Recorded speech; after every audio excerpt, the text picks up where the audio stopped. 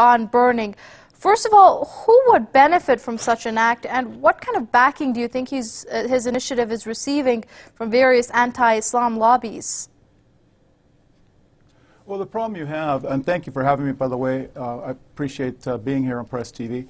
The problem you have with Reverend Jones, and I don't know him that well, of course, he's just got a congregation of, I think, 50 people in Florida. So he's pretty irrelevant in the grand scheme of things, but the problem in America is the pro-Israel biased media focuses on anything that's anti-Islamic. And so you have a situation where you have a strong Christian Zionist community in America, which is very anti-Islam, and I assume some of them would be supporting him as well. But he's insignificant, really. But he does pose a threat to American forces in the Middle East, as General Petraeus has said, and also even today, Senator John McCain, who's usually in the neocon camp, is saying that it's a threat to our troops in theater as well. So it's just really tragic that he's had this kind of platform internationally in the media.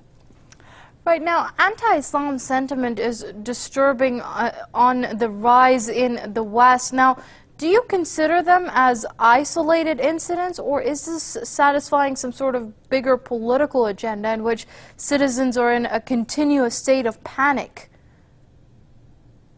No, I think there's an agenda behind it. I think if you look at the recent letter that Congressman Ron Paul had written, or at least his communication, he says it's being driven by the neoconservatives.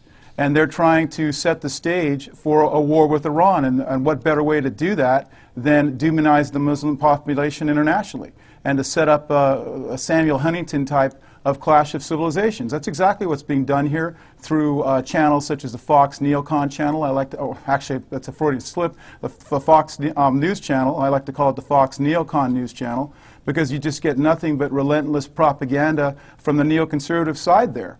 And they are trying to, like they did with Iraq successfully, push us into another war with Iran. And unless Americans stand up and realize this is what's happening, they're going to get away with it. And I think I saw, I'd actually seen Reverend Jones during his press conference recently, I think it was yesterday, and he was saying that American policies in the Middle East have to be amplified with regard to fighting the war on terror. Well, why doesn't Reverend Jones talk about the policies that actually got us tragically attacked on 9/11? Such as U.S. support for Israel's brutal oppression of the Palestinian people. I mean, the American media is not even covering that at all. The only news report you can see on that was in the New Statesman recently by Mehdi Hassan on July 5th.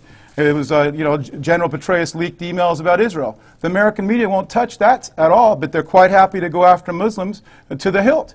So it's very concerning for anybody who's in support of peace, like myself and many other Americans that put the interests of America first before Israel. So would you say that the mainstream media in the West has failed to employ the appropriate editorial discretion it's meant to? Well, I mean, you've got to look at who's in control of the American media and who has the most influence in it. And, I mean, I'll take the example with my email exchanges with General Petraeus. There's a situation where I had email exchanges with General Petraeus that showed that he was in touch with a neoconservative Max Boot, and that Max Boot was basically apparently setting him up to run for president in the next election.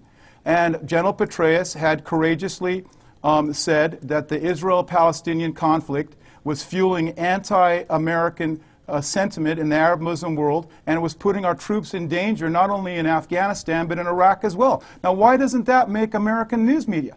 I mean, there's an utter blackout of that here, but you can read about it in the New Statesman. Frankly, I'm surprised Press TV hasn't covered this, and Al Jazeera English. I mean, but you can go to the July 5th blog entry by Mehdi Hassan, who appears on Al Jazeera English regularly, and he discusses it. It's called General Petraeus Leaked Emails About Israel.